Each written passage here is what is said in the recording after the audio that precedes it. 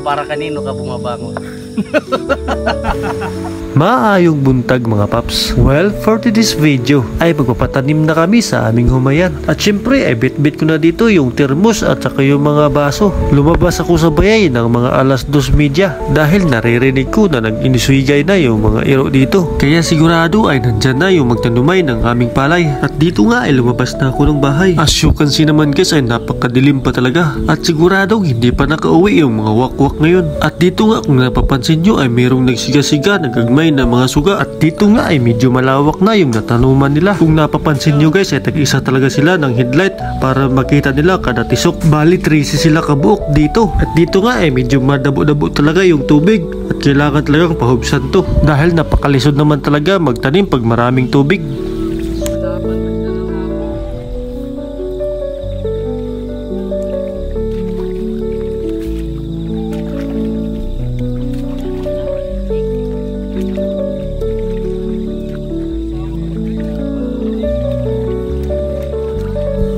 Kung ganito kayo kadami ay napakabibo naman talaga dahil hindi ka talaga maaayahan dito dahil madali nyo lang matapos yung napakalawak na tanuman at nagdala pa sila dito ng napakadako na speaker.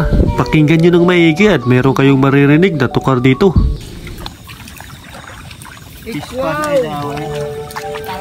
Talpak. Dawa bislaw, bigyan ka palumpun. Nagawa si Pops mo na ini. Reko ya dito ko talpak. Bantu ka bislaw. Ha? Pangut.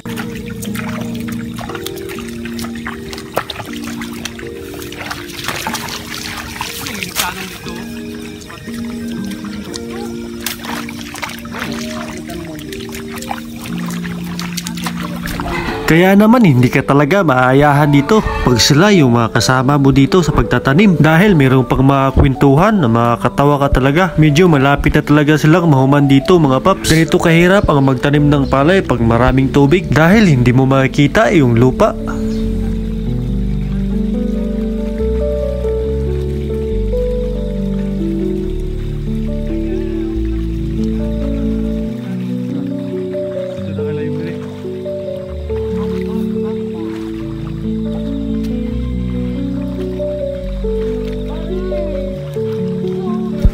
Dito guys ay masaya na tayo dahil tapos na yung papatanim ng palay.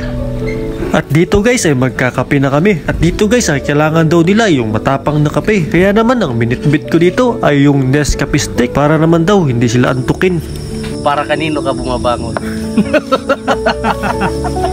Mag-aalas 5 na ng umaga. Kaya naman thank you Lord dahil makapagpahinga na kami.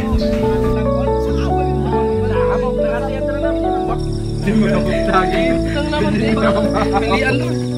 Hindi mga tagi. Hindi mga mahaw. Hindi mga bantok lagi. Bantok lang. Tano pa ta?